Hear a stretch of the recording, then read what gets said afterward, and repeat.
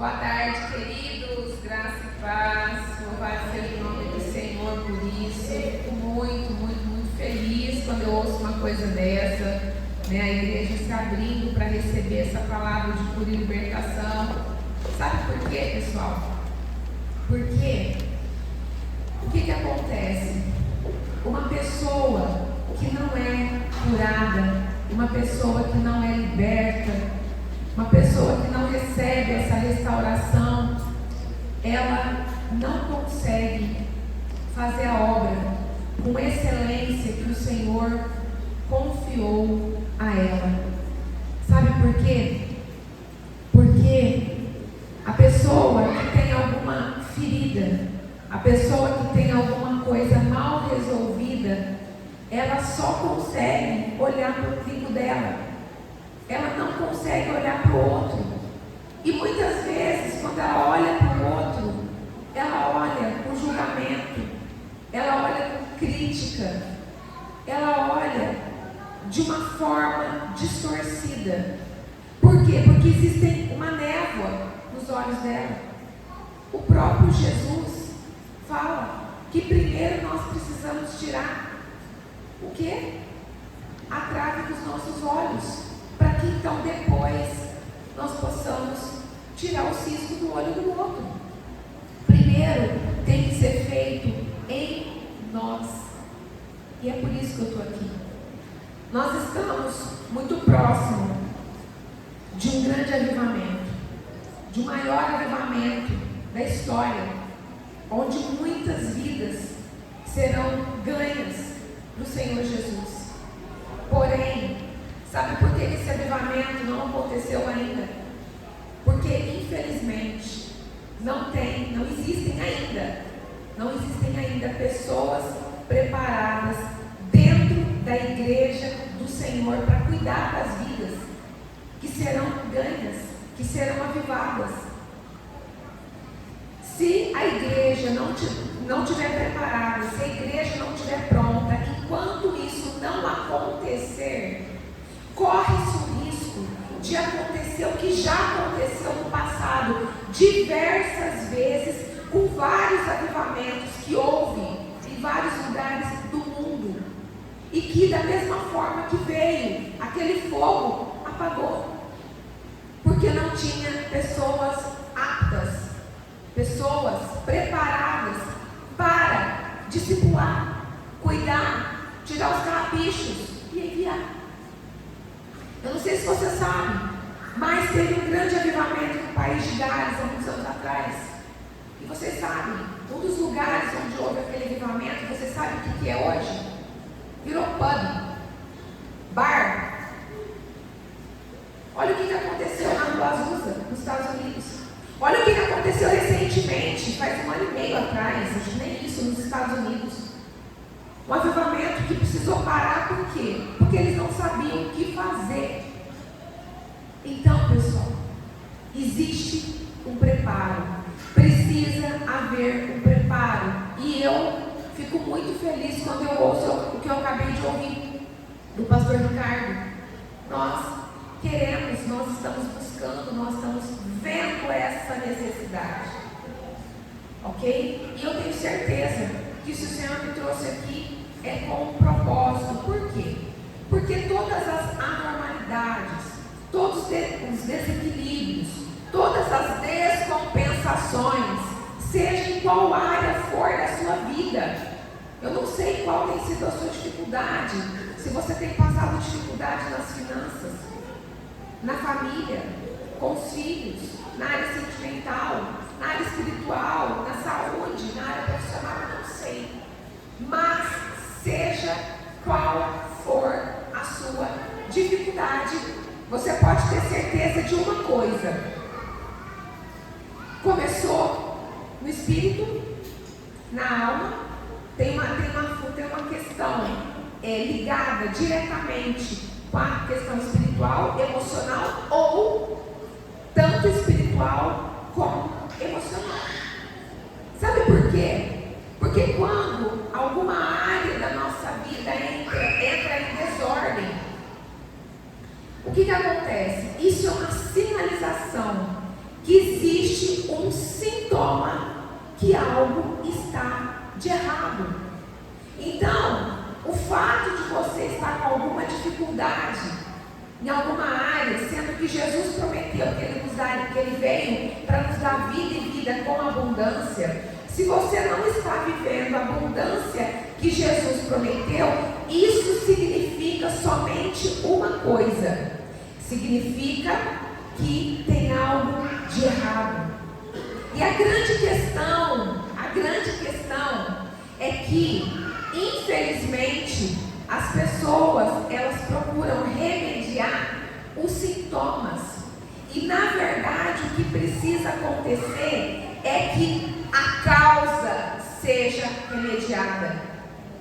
Porque por trás de um sintoma existe uma causa, existe uma raiz daquele problema. Não adianta passar um paninho enquanto aquela raiz não for arrancada, enquanto aquela raiz não for remediada, solucionada, o problema ele pode até melhorar, mas depois ele vai continuar. E aí a pessoa entra naqueles ciclos de repetição, aqueles altos e baixos, que chega uma hora que muitos cristãos acabam desanimando, e muitos acabam se apostatando da fé. Quantas pessoas que você e eu ouvem falar: eu estou na igreja já faz 10, 20, 30 anos e nada muda. Eu acho que isso daí não funciona. Esse evangelho não funciona. Funciona sim, queridos. Claro que funciona. Claro que funciona. A palavra é verdade. É aquilo que nós temos, é o bem mais precioso que nós temos. A palavra é algo palpável, só que infelizmente dentro da igreja do Senhor, as pessoas não têm vivido o evangelho da forma que Jesus espera que eu e você vivemos. Então, eu quero te dizer nessa tarde que hoje eu creio em nome de Jesus que realmente vocês chegaram com o coração aberto para receber aquilo que o Senhor tem para falar com vocês. Eu quero começar a falar nesse primeiro momento. Eu quero falar a respeito de rejeição. Eu quero começar a falar a respeito de rejeição. Hoje nesse seminário eu vou falar a respeito de duas causas. Tem muitas causas que causam essas desordens que eu falei, mas hoje nesse seminário eu vou abordar duas. E eu tenho certeza absoluta que muitos dos seus problemas você vai conseguir identificar por conta dessas duas causas que serão abordadas. Eu vou começar pela rejeição. O que é a rejeição? Rejeição significa resistir, desprezar ou recusar algo ou alguém. Então, toda vez que uma pessoa despreza, toda vez que uma pessoa ela rejeita a outra, ela resiste a outra, ali acontece o quê? É inserido uma raiz de rejeição. Sabe por quê? Porque o ser humano, ele tem 3 necessidades emocionais básicas. O ser humano tem necessidade de ser amado, aceito e aprovado. E Jesus, sabendo disso, em Mateus 22, de 37 a 39, ele fala assim: e Jesus disse: amarás o Senhor teu Deus de todo o teu coração e de toda a tua alma e de todo o teu pensamento. Esse é o primeiro e grande mandamento. E o segundo, semelhante a este, é: amarás o teu próximo como a ti mesmo. O nosso próximo são as pessoas que estão ao nosso lado. O filho, antes de ser filho, é o nosso próximo. O marido, a esposa, antes de ser marido e esposa, é o nosso próximo. O nosso irmãozinho da igreja é o nosso próximo. Ou seja, nós precisamos amar. como nós amamos a nós mesmos, o nosso próximo. Só que aí tem uma grande situação. Infelizmente, por conta dessas feridas na alma, tem muitas pessoas que não conseguem se amar, porque foram tão desprezadas, tão judiadas. Então, se ela não tem amor por ela mesma, vocês acham que essa pessoa vai conseguir olhar com o outro com amor?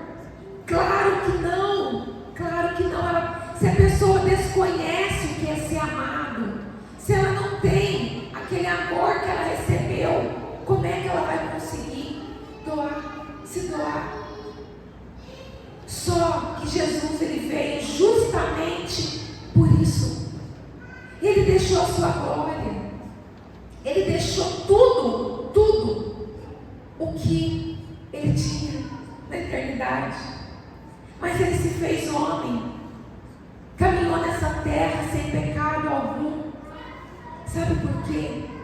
Para que nós fôssemos amados por ele, salvos por ele, curados por ele, libertos por ele.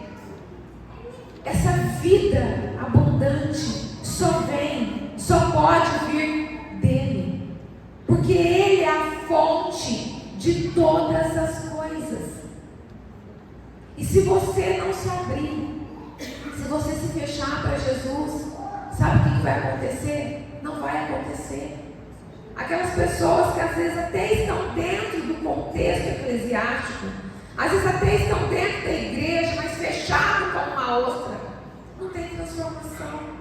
Porque toda transformação dói. Toda transformação precisa haver confronto. E infelizmente, no meio da igreja do Senhor, a maioria das pessoas não querem confronto, não querem sentir dor. Pessoal, eu lamento em dizer para vocês, mas se o próprio Jesus, que é Deus, se ele suportou tudo o que ele suportou para conquistar, se ele pagou esse preço para que nós tivéssemos liberdade, fôssemos salvos, curados, libertos, restaurados, restituídos, por que conosco seria diferente? Que evangelho é esse que estão pregando aí? Que é só aceitar Jesus como Senhor e Salvador, sentar, batizar nas águas, sentar aqui no banco da igreja e está tudo resolvido. Isso não é dessa forma que funciona, pessoal. Não é dessa forma que funciona. Então, eu quero te dizer que infelizmente a rejeição, ela começa desde o ventre, porque Satanás, sabendo de tudo isso, ele faz de tudo para ferir o ser humano o quanto antes.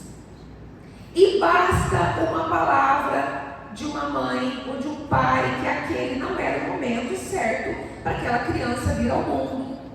Basta aquela mãe ou aquele pai falar: eu quero uma menina, porque já temos 2 meninos em casa, ou vice-versa. Basta uma tentativa de aborto frustrado. Basta que você passe a informação para aquele embrião que está desenvolvendo, que ele não é amado, aceito e aprovado, que ali é instalada uma raiz de rejeição. E se essa pessoa não cuidar, se essa pessoa não buscar a sua cura e a sua libertação, essa pessoa vai ter a sua vida comprometida por conta de algo que aconteceu enquanto ela estava no ventre. E quando essa criança nasce, é claro que ele quer reforçar, é claro que Satanás quer reforçar essa ferida que já foi implantada, usando pais, usando avós, usando de repente colegas da escola. Então, aquela ferida vai inflamando, e essa ferida da rejeição, inflamando, vai provocar consequências, porque toda ferida de alma traz consequências. E quais são as principais consequências da rejeição?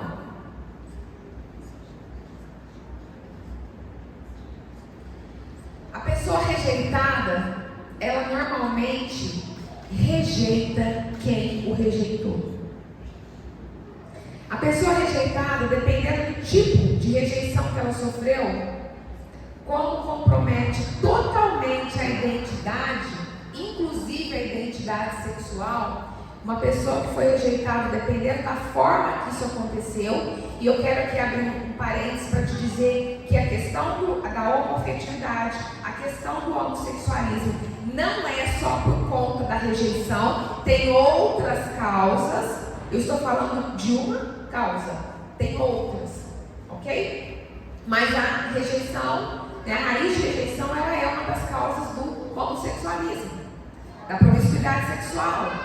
Uma outra consequência, rebeldia, rebelião, baixa autoestima, insubmissão às autoridades, à liderança.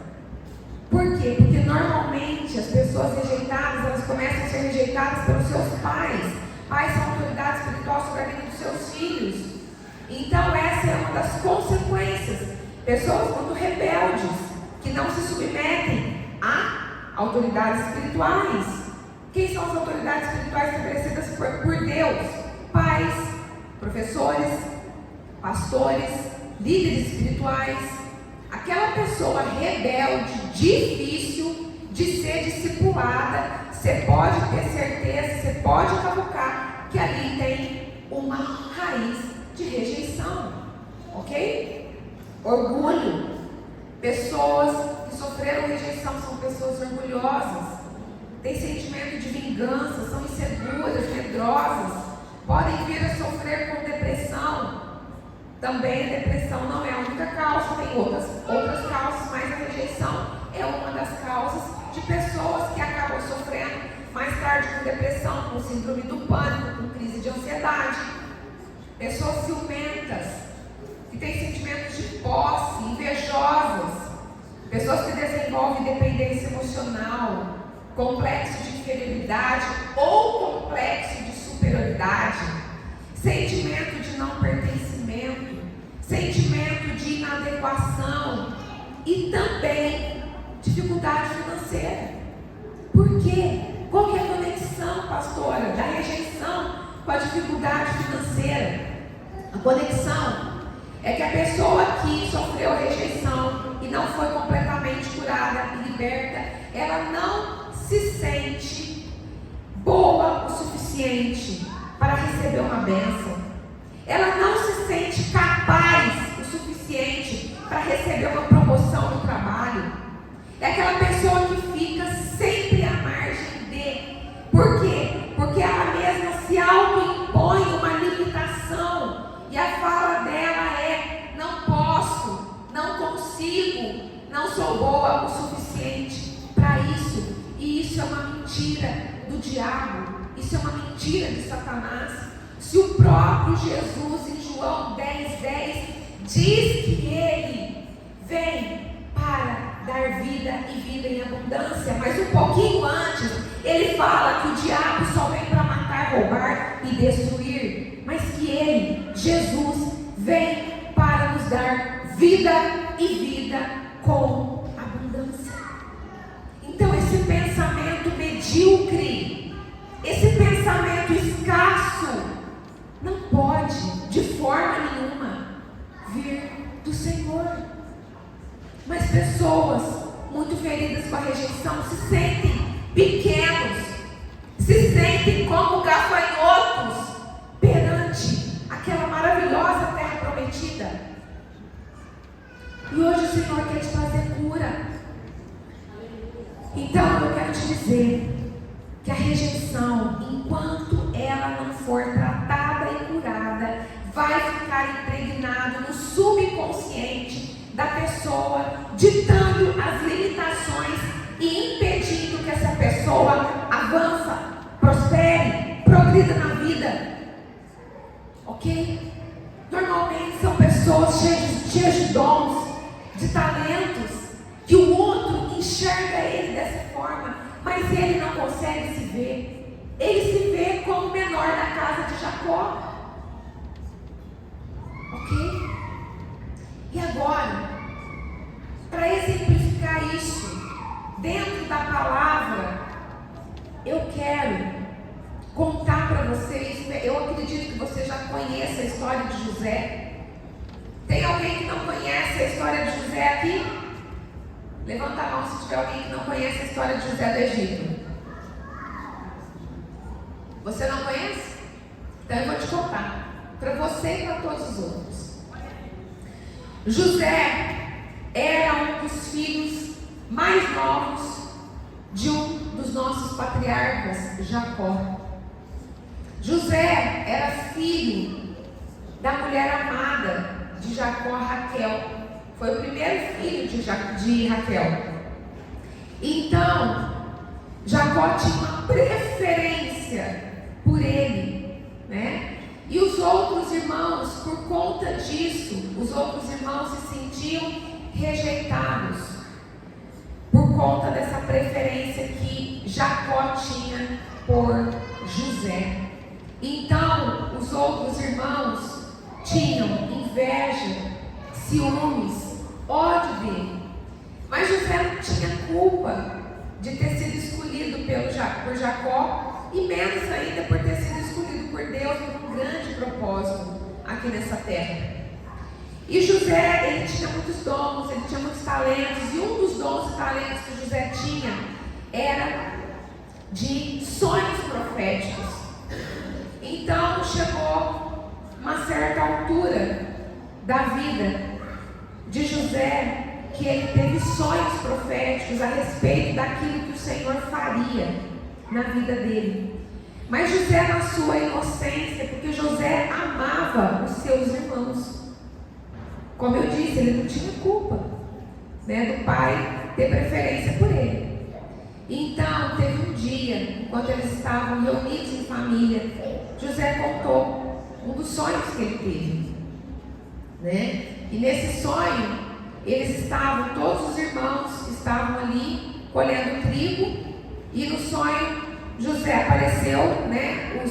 Na verdade, os filhos de José, os filhos de Jacó eram 12 no total, ok? E nessa época, eu não sei se nessa época Benjamim já tinha nascido, mas o sonho que ele teve, a visão que ele teve no sonho, é que os feixes dos seus irmãos que estavam colhendo trigo junto com ele se prostravam perante o feixe dele. Ou seja, significava que José tinha sido chamado para um grande propósito nessa terra, para um propósito de governo. E os irmãos que já tinham problema com ele ficaram com mais raiva dele ainda. Mas não parou por aí. Logo depois o Senhor deu um segundo sonho para confirmar o primeiro. E o segundo sonho era que o sol, a lua e as estrelas se prostravam perante ele. E aí até o pai dele, Jacó, ficou indignado com esse sonho. E a partir desse momento, a reação e a atitude dos seus irmãos vieram de uma forma mais intensa, com mais ódio, com mais rancor, e eles começaram a planejar a morte de José. Até que um dia o seu pai pediu para ele vigiar os seus irmãos, para ver se os seus irmãos estavam fazendo aquilo que o pai tinha pedido para fazer. Então José foi obediente ao seu pai, ele foi. Então, quando os irmãos de José avistaram ele, eles então começaram a planejar a sua morte. E os irmãos mais velhos não concordaram, né? E aí então, naquela discussão, eles colocaram José, eles jogaram José num poço vazio, num poço sem água. E eu imagino que José deve ter passado os piores momentos da vida dele ali. Medo, insegurança. Naquele poço vazio, podia ter uma cobra, podia ter aranha, podia ter bichos ali venenosos. E ele ficou ali sem saber o que ia acontecer. Até que então, eles avistaram uma caravana de ismaelitas. Então, um dos irmãos mais velhos deu a ideia de que José fosse vendido como escravo para o Egito. para evitar a morte dele. Então, eles acharam por bem fazer isso e venderam José como escravo para o Egito. E José chegou ali no Egito, foi vendido a Potifar, que era capitão da guarda de Faraó. E ali, a Bíblia fala várias vezes, repetidamente, e o Senhor era com José. E eu não tenho dúvida que o Senhor era com José, porque se o Senhor não fosse com José, ele não teria conseguido sobreviver. Mas, como o Senhor era com José, então ele teve que se reinventar. Vamos falar algumas palavras contemporâneas para você entender? Ele teve que se reinventar, ele teve que se ressignificar para que ele pudesse sobreviver. Porque eu imagino que ele chegou estraçalhado, com as suas emoções estraçalhadas. Sabe por quê? Porque ele foi praticamente arrancado do seio da sua família, do amor do seu pai, do amor do seu irmão Benjamim, que era uma criança, mas que era o único irmão que ele tinha, filho da mesma mãe, filho de Jacó com Raquel. Ele foi arrancado desse contexto familiar que traz o quê? Segurança. E foi nessas condições que ele chegou ao Egito. Egito, uma terra idólatra, cheia de deuses. Chegou como escravo e sozinho, sem ninguém. E ele, e o Senhor era com ele. E isso fez com que ele sobrevivesse naquela terra. Talvez você tenha sobrevivido até hoje, a trancos e barrancos. Mas eu quero te dizer que o Senhor não quer só que você sobreviva. O Senhor quer que você tenha vida e vida com abundância. Então, o que aconteceu?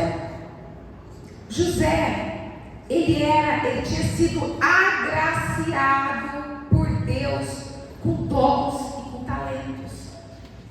E aqui eu quero te chamar a atenção, porque eu quero te entregar um código. Cuidado, ser agraciado com dons, com talentos é ruim? Claro que não, é maravilhoso. Dons são presentes dados por Deus. Só que tem uma questão, tem uma situação. Muitas vezes, e isso aconteceu com José, muitas vezes, uma pessoa muito ferida, ela acaba se escondendo atrás de um dom, de um talento. E José, ele era excepcional, ele era excelente no dom de administrar, no dom profético, no dom de discernir sonhos. E o tempo foi passando, e o Senhor foi usando ele, e aquela ferida ficou escondida atrás dos dons e dos talentos dados por Deus. Sim, ficou escondida. Porque quando o Senhor exalta José e coloca ele na posição pelo qual ele foi chamado por Deus, ele poderia muito bem, porque o próprio Faraó fez questão de dizer a ele que só ele estaria acima de José. Só Faraó estava acima de José. Detalhe, naquela época, o Egito era um país muito desenvolvido. Então José tinha nas suas mãos recursos para ter ido atrás da sua família. Vê como estava o seu pai, o seu irmão querido, por mais que ainda as coisas não estavam bem resolvidas com seus outros irmãos. E por que José não fez isso?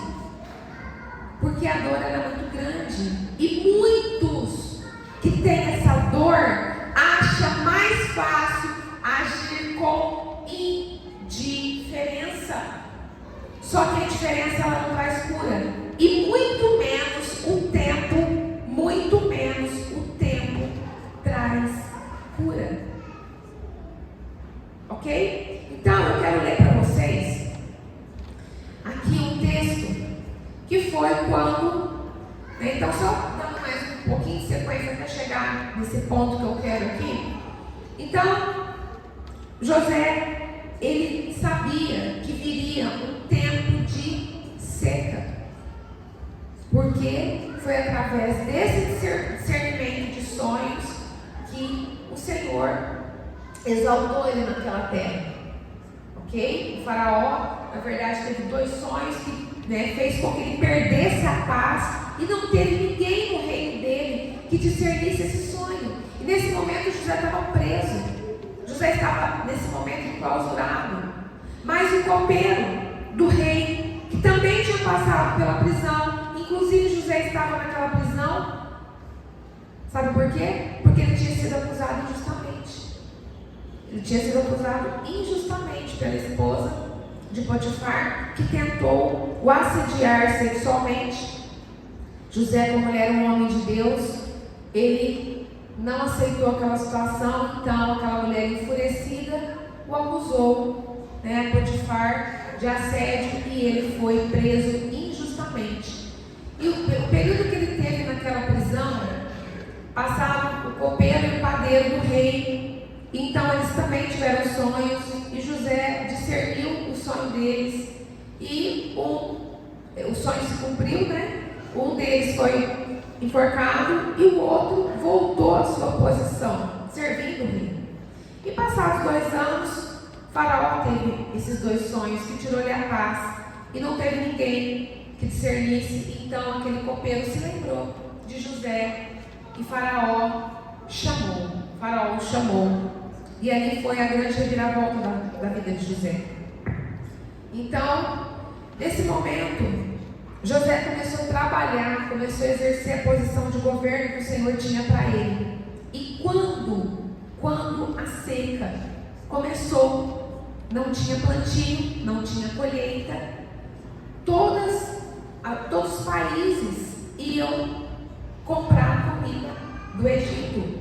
E a pessoa e o responsável pela entrega desse alimento, porque naquela época o alimento, a comida virou ouro, literalmente virou ouro. E aí chega o momento que eu quero, pessoal, tem muita gente que eu estou vendo aqui querendo dormir, na verdade, eu sei que depois do almoço vocês dão um soninho, mas ficam em alerta, porque o Senhor quer tratar, o Senhor quer trazer cura e libertação. Então, chegou um momento que o Senhor determinou para que José fosse curado. E preste atenção aqui no que eu vou falar. José estava ali então vendendo os grãos, e de repente ele se depara com seus irmãos. Os seus irmãos vão ao Egito comprar comida. E agora eu quero ler o texto para você. Está em Gênesis 42, de 6 a 28. Gênesis 42, 6 a 28. Que está escrito assim, a partir do versículo 6. Todo mundo achou? Se você não achou, não tem problema, só abre os seus ouvidos para poder ouvir o que a palavra do Senhor está dizendo. Então está escrito assim, a palavra de Gênesis 42, a partir do versículo 6. José era o governador do Egito, e era ele que vendia trigo a todo o povo da terra. Por isso, quando os irmãos de José chegaram, curvaram-se diante dele, rosto em terra. José reconheceu seus irmãos logo que os viu, mas agiu como se não os conhecesse, e lhes falou asperamente. De onde vocês vêm? Responderam-lhe eles. Da terra de Canaã, para comprar comida. José reconheceu seus irmãos, mas eles não o reconheceram. Lembrou-se então dos sonhos que tivera a respeito deles e lhes disse: vocês são espiões. Vieram para ver onde a nossa terra está desprotegida. Eles responderam: não, meu senhor, teus servos vieram comprar comida. Todos nós somos filhos do mesmo pai. Teus servos são homens honestos e não espiões. Mas José insistiu: não, vocês vieram ver onde a nossa terra está desprotegida. E eles disseram: teus servos eram 12 irmãos, todos filhos do mesmo pai, na terra de Canaã. O caçula está agora em casa com o pai, e o outro já morreu. José tornou a afirmar: é como lhes falei, vocês são espiões. Vocês serão postos à prova. Juro pela vida do faraó que vocês não sairão daqui enquanto seu irmão caçula não vier para cá. Mandem algum de vocês buscar o seu irmão enquanto os demais aguardam presos. Assim ficará provado se as suas palavras são verdadeiras ou não. Se não forem, juro pela vida do faraó que ficará confirmado que vocês são espiões. E os deixou presos 3 dias. No terceiro dia, José lhes disse: eu tenho temor de Deus. Se querem salvar suas vidas, façam o seguinte: se vocês são homens honestos, deixem um dos seus irmãos aqui na prisão, enquanto os demais voltam, levando trigo para matar a fome das suas famílias. Tragam-me, porém, o seu irmão caçula, para que se comprovem as suas palavras, e vocês não tenham que morrer. Eles se prontificaram a fazer isso e disseram uns aos outros: certamente estamos sendo punidos pelo que fizemos a nosso irmão. Vimos como ele estava angustiado quando nos implorava por sua vida, mas não lhe demos ouvidos, por isso nos sobreveio essa angústia. Rubem respondeu: eu não lhes disse que não maltratassem o menino, mas vocês não quiseram me ouvir. Agora teremos que prestar contas do seu sangue. Eles, porém, não sabiam que José podia compreendê-los, pois ele lhes falava por meio de um intérprete. Nisso, José retirou-se e começou a chorar, mas logo depois voltou e conversou de novo com eles. Então escolheu Simeão e mandou acorrentá-lo diante deles. Em seguida, José deu ordem para que enchessem de trigo suas bagagens, devolvessem a prata de cada um deles, colocando-as nas bagagens, e lhes dessem mantimentos para a viagem. E assim foi feito. Eles puseram a carga de trigo sobre os seus jumentos e partiram. No lugar onde pararam para pernoitar, um deles abriu a bagagem para pegar forragem para o seu jumento e viu a prata na boca da bagagem. E disse a seus irmãos: devolveram a minha prata. Está aqui em minha bagagem. Seus corações se encheram de pavor e, tremendo, disseram uns aos outros: que é isso que Deus fez conosco? Pessoal, até aqui por enquanto. Quando o Senhor colocou os irmãos de José diante dele, tudo o que estava escondido dentro de José veio à tona. E é isso que o Senhor faz conosco. É exatamente isso que o Senhor faz conosco. Mas aqui eu quero analisar esse texto junto com você, e você vai ver como aquelas consequências que eu te disse no começo da ministração, as consequências que vêm através da rejeição, como elas são reais. E como José, ele demonstra o tanto que ele estava ferido e que ele não tinha liberado o perdão dos seus irmãos.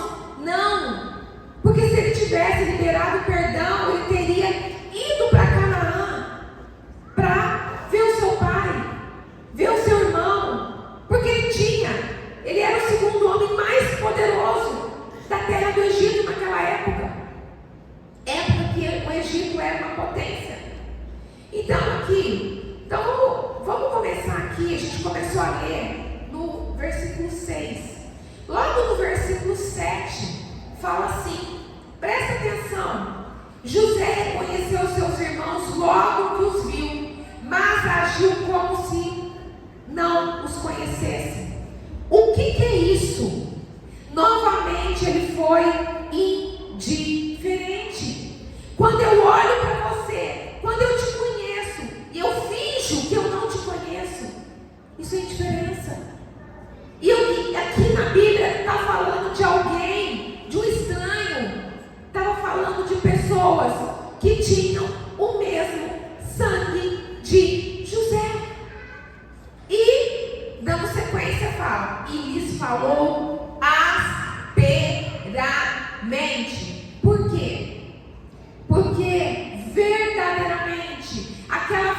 ferida que só estava com uma casquinha, mas que estava por dentro toda infeccionada, ela começou a se movimentar. Aquela ferida começou a doer. Por quê? Porque nós só somos curados e libertos quando essa ferida ela é exposta. Então, todo aquele pus, toda aquela infecção, ela sai, para que haja uma limpeza, para que o médico dos médicos venha então fazer uma cirurgia. Ele é especialista nisso e ele está aqui. Ele está aqui querendo fazer essa cirurgia em você, porque eu não conheço a tua história, mas o Senhor conhece. José andava com o Senhor. O Senhor era com José. O que significa isso? Que tem muitas pessoas que até estão dentro das igrejas, mas estão com feridas escondidas. Pessoas melindrosas, pessoas difíceis de lidar, pessoas que não liberam perdão, pessoas cheias de justiça própria, invejosas, ciumentas. Tudo isso existe uma raiz. Essa raiz precisa ser arrancada, porque o Senhor nos chamou com um propósito. E se você não for curado e liberto, você não vai dar conta de cumprir o propósito pelo qual você foi chamado pelo Senhor. Não tem como. José era um homem poderoso, José era um homem rico, mas José não era próspero. E até o fim da ministração você vai entender isso, porque riqueza não tem nada a ver com prosperidade. Ok? Então vamos dar sequência. Ele falou com seus irmãos asperamente. No versículo 9, ele acusa os seus irmãos de serem espiões. Por que ele acusa? Porque ele sabia que eles não eram espiões. Ele os reconheceu imediatamente. Então ele sabia que os seus irmãos não eram espiões. Então ele os acusou injustamente. Certo? Então, dando sequência, quando chega no versículo 15, ele tenta literalmente fazer o papel de Deus. Por quê? A ferida doeu, sangrou, a casca foi rompida. E ele fala para os seus irmãos: vocês serão postos à prova, como se ele fosse Deus. Queridos, não aceita a prova de homem, não. O Senhor é o único que tem direito de nos provar. Infelizmente, tem muita gente que não é curado e liberto ainda, que tenta colocar um jugo muito pesado. Mas o próprio Jesus fala: o meu fardo é suave e o meu jugo é leve.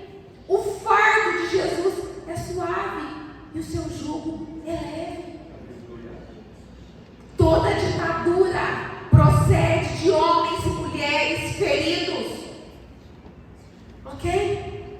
Então no versículo 16 ele diz assim: mandem algum de vocês buscar seu irmão, enquanto os demais aguardam presos. Benjamim tinha sido o único irmão que não tinha tido problema nenhum com ele, porque quando ele foi vendido, Benjamim era uma criança, ele amava Benjamim. Sua mãe tinha falecido no parto.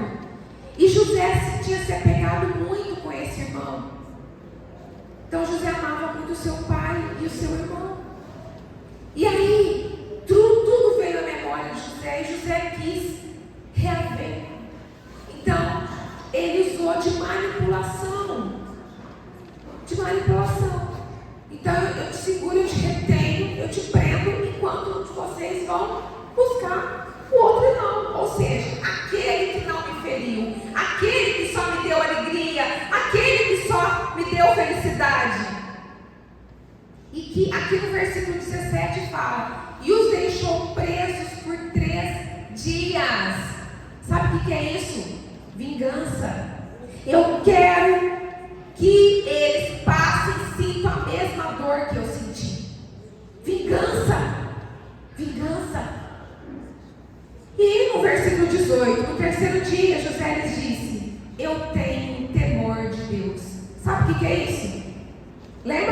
várias vezes que o Senhor era com José?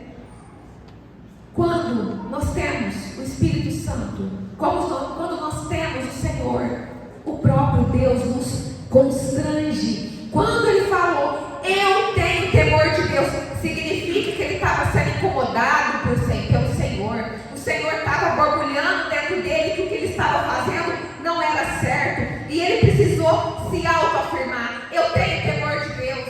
Porque ele sabia que os irmãos dele conheciam o Senhor. Ele precisou se autoafirmar. A autoafirmação, a manipulação, a vingança são consequências de alguém muito ferido. E aqui no versículo 20 diz assim: tragam-me, porém, o seu irmão caçula, para que se comprovem as suas palavras e vocês não tenham que morrer. Ameaça, ameaça. E quantos dentro da igreja estão morrendo por conta de líderes que não são curados e libertos? Mais um pouquinho, versículo 23. Eles, porém, não sabiam que José podia compreendê-los, pois eles lhe falavam por meio de um intérprete. Lembra que eu falei que feridas na alma, que a ferida da rejeição, ela compromete a identidade? José se passou o tempo inteiro por um egípcio. É claro que ele estava com roupas, com vestes de um egípcio, mas ele falava a língua dos seus irmãos.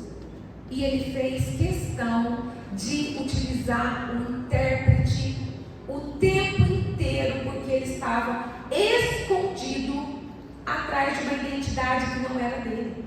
E apesar dele ser um homem de Deus, apesar dele ser um homem cheio de dons, cheio de talento, o Senhor precisava curar José. O Senhor precisava curar José.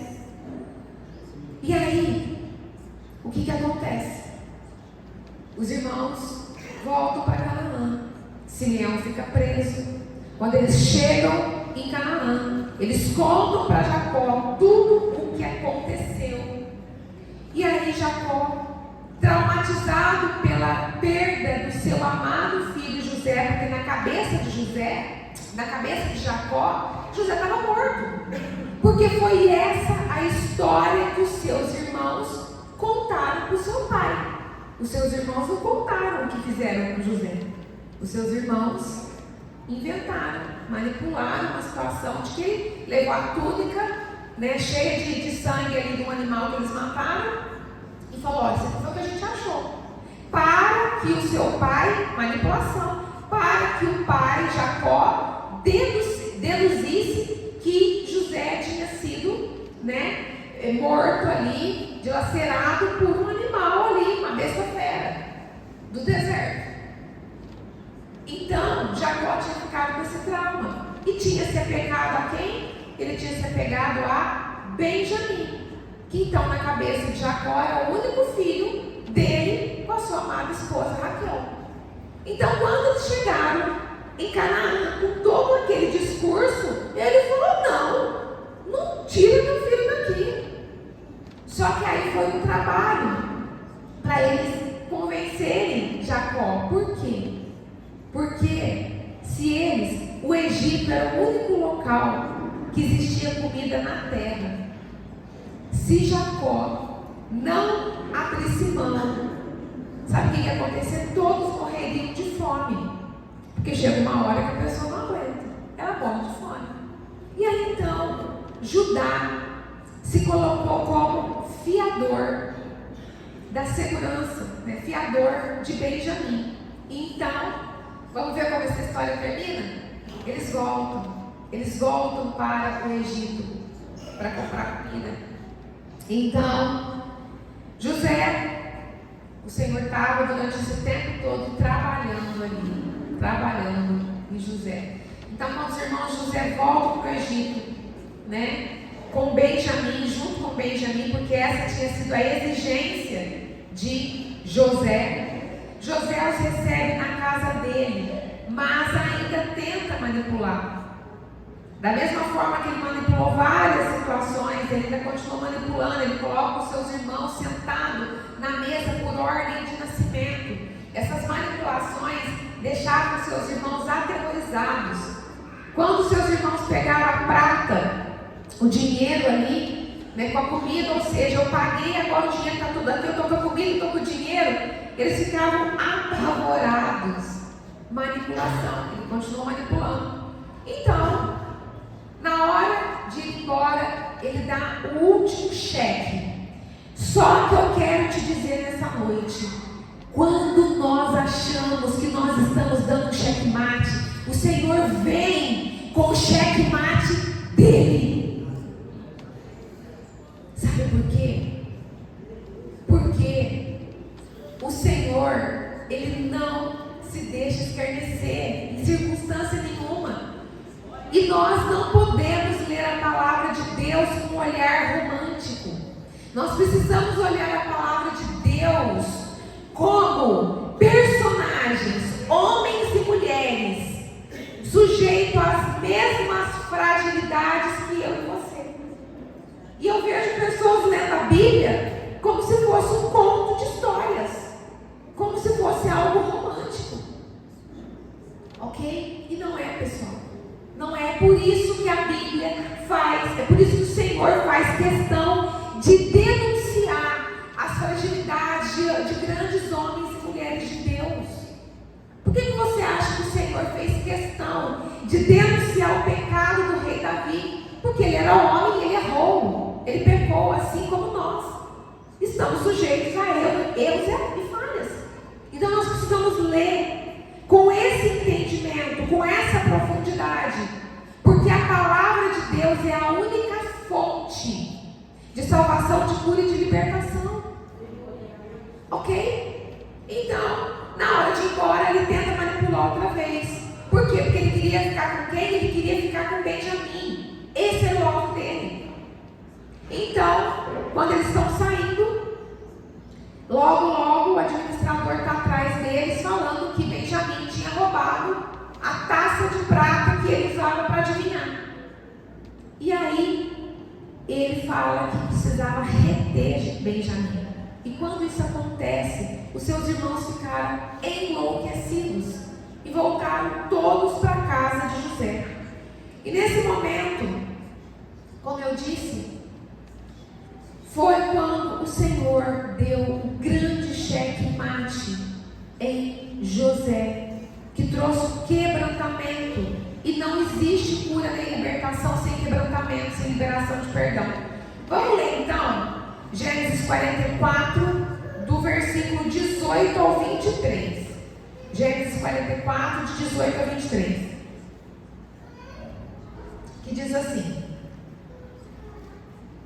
Então Judá se chegou a ele e disse: Ai, meu Senhor, deixa, peço-te, o teu servo dizer uma palavra aos ouvidos de meu Senhor, e não se acenda a tua ira contra o teu servo, porque tu és como Faraó. Meu Senhor perguntou a seus servos, dizendo: Tendes vós pai ou irmão? E dissemos ao meu Senhor: Temos um velho pai e um filho da sua velhice, o mais novo, cujo irmão é morto, e só ele ficou de sua mãe, e seu pai o ama. Então tu disseste a teus servos: Trazei-o a mim, e porei os meus olhos sobre ele. E nós dissemos a meu Senhor: Aquele moço não poderá deixar a seu pai. Se deixar a seu pai, este morrerá.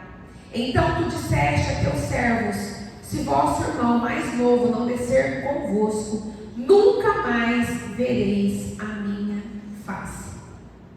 Como eu já disse, Judá tinha ficado perante Jacó como fiador de Benjamim, ok? Porque Jacó não queria que Benjamim fosse.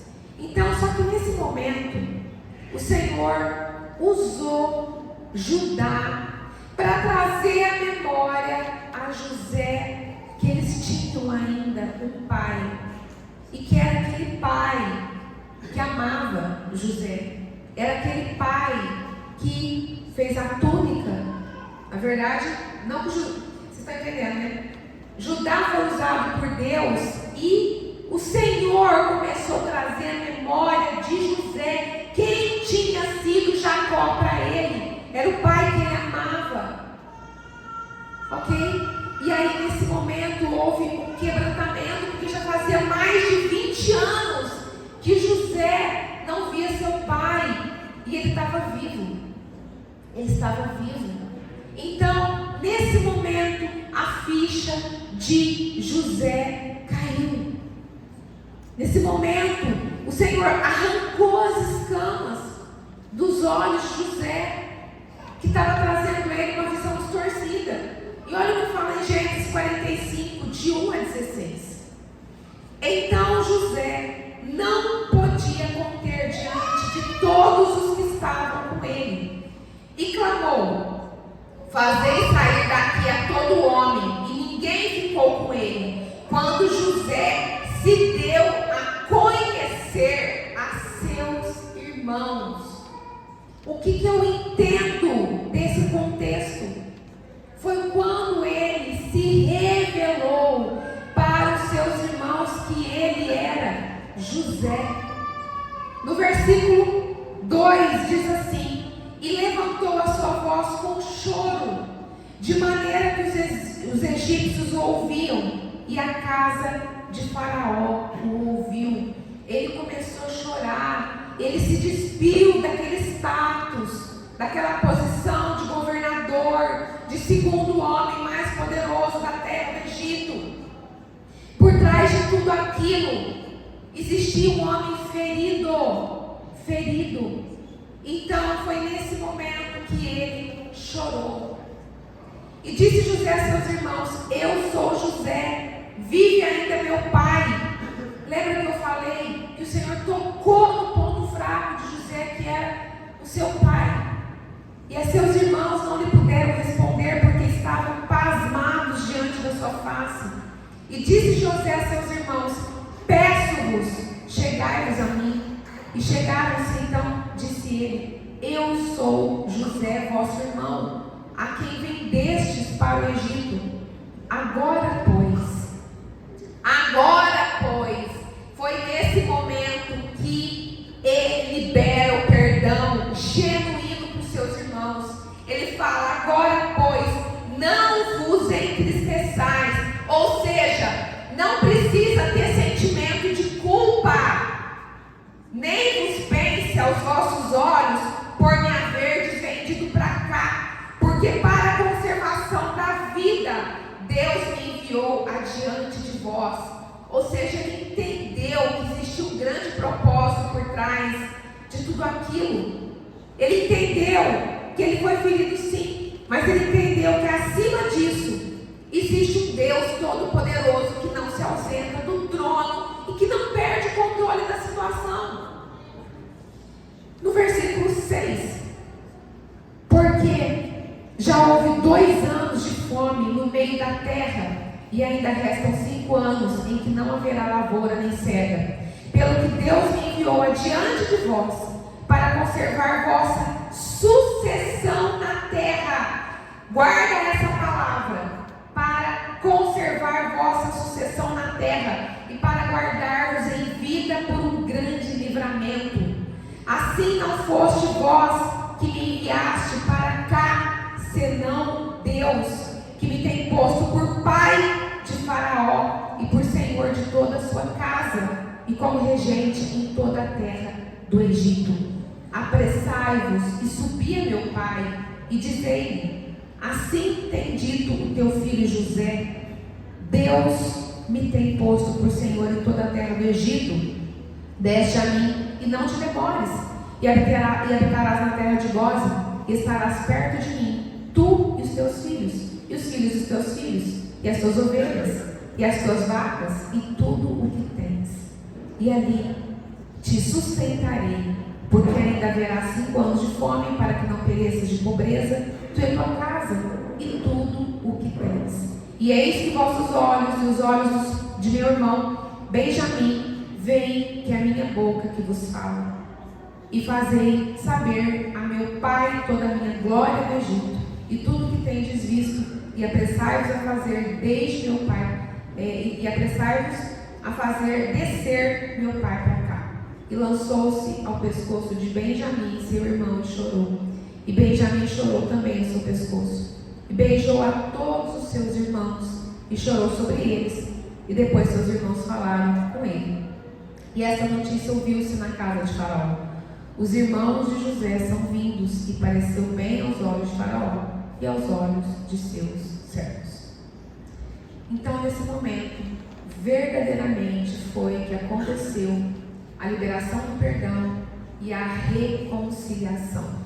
Porque quando você libera de fato e de verdade, você não acusa, você na verdade não fica trazendo a memória, que você fez lá atrás, né? Marido e mulher às vezes tem essa coisa, né? Aquilo que você fez lá atrás, fala que perdoou, mas não deixa o outro esquecer. Então, liberar verdadeiramente o perdão, sabe o que é? É aquela ferida que estava necrosada, ser limpa, né? E o Senhor é especialista nisso. Limpou a ferida, desinfetou, aí sim aquela ferida está pronta para cicatrizar da forma correta e saudável. E vai ficar uma cicatriz, uma marca. Quando você olha para aquela marca, eu acabei de fazer uma machucadinha faz poucos dias. Quando a cicatriz está até vermelhinha, quando eu olho para essa marca, eu lembro onde foi que eu machuquei. Mas não dói mais, porque está cicatrizado. Não dói mais, porque está cicatrizado. Agora, se quando toca no assunto, se você se incomoda, quando toca no assunto, se vem aquele ímpeto de você acusar o outro, você julgar o outro, não teve perdão. Não teve um perdão genuíno. E então, nesse momento, quando chegou esse texto que eu acabei de ler, esse trecho que eu acabei de ler, aí sim ele liberou o perdão. Porque ele fez questão de falar para os seus irmãos: não vos entristeçais. Ali sim houve uma mudança. Se você observar, quando eu comecei a ler o texto, a forma que ele lidou com os seus irmãos, a forma que ele falou, e agora sim ele liberou o perdão. E aí então veio a prosperidade. Sabe por quê? Eu falei que riqueza não tem nada a ver com prosperidade. Imagina uma pessoa rica, milionária, governador, numa terra estranha, numa terra idólatra. Ele já tinha a esposa, que era egípcia, já tinha tido 2 filhos, mas a sua parentela estava esquecida em Canaã.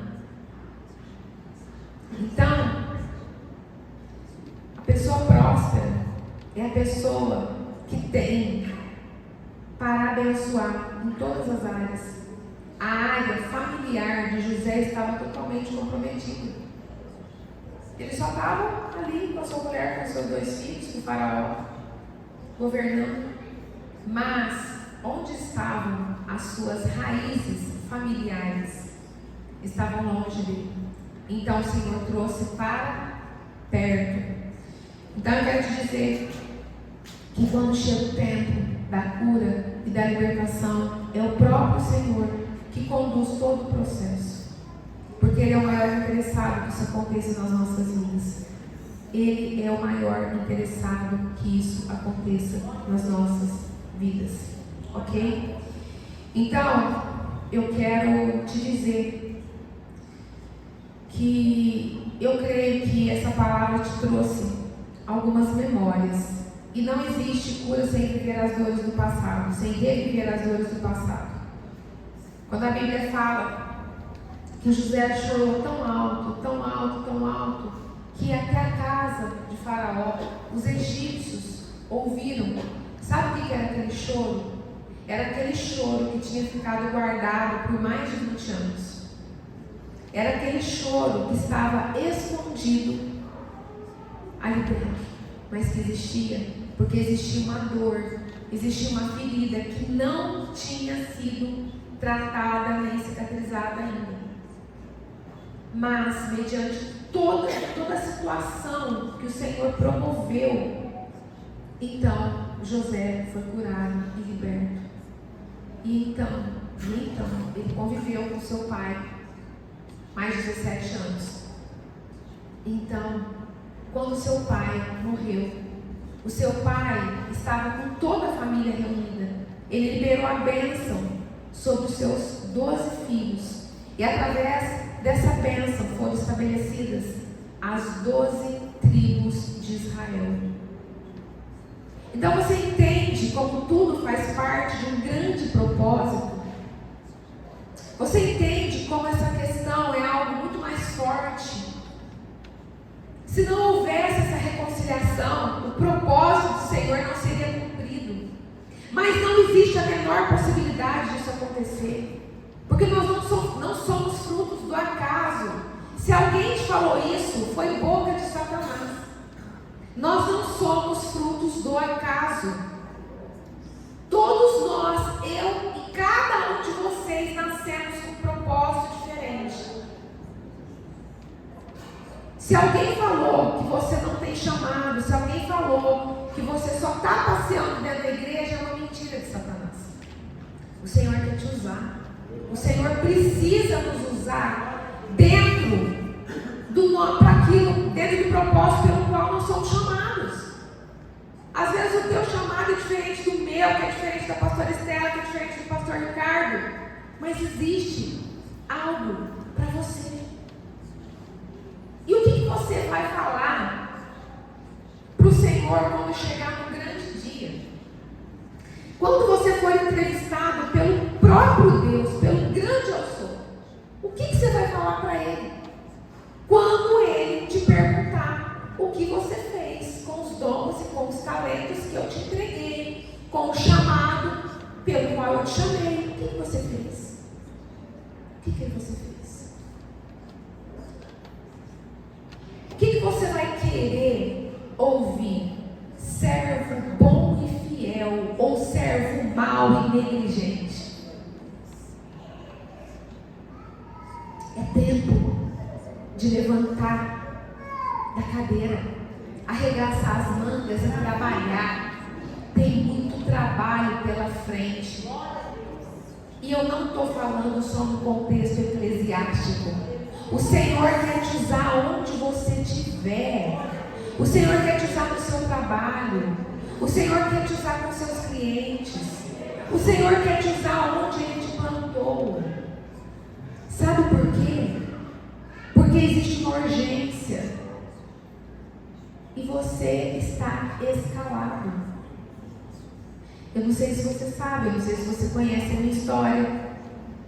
Mas, há alguns anos atrás, eu sempre fui empresária, por isso eu tenho essa veia muito forte para falar de libertação financeira. Só que chegou um tempo na minha vida que o Senhor falou: deixa, entrega a tua empresa para mim e cuida dos meus filhos, cuida da minha obra. Eu era empresária no segmento imobiliário. Eu moro numa cidade que tem quase 1 milhão de habitantes, se já não tiver. Uma cidade próspera, uma cidade onde o mercado imobiliário é muito bom. Eu trabalhava com imóveis de médio e alto padrão. Sabe o que eu falei para o Senhor? Eis-me aqui. Sabe por quê? Eu quero te entregar uma outra chave profética. Se você quiser ser próspero, se você quiser ter prosperidade, inclusive prosperidade financeira, sabe o que você tem que fazer? Invista em almas. Invista em pessoas. Esse é o investimento que mais vai te trazer prosperidade. Sabe por quê? Porque o Senhor, Ele veio para isso. Ele abriu mão da sua glória. E Ele veio para essa terra para se fazer homem como nós. Caminhou sem pecado, foi afrontado, foi questionado. Sabe por quê?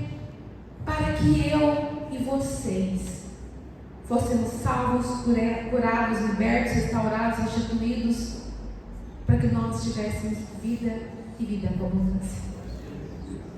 Então, começa a investir em vidas. Esse é o maior investimento que tem no mundo, porque a matemática do Senhor é diferente da nossa matemática. Aleluia? Glória a Deus.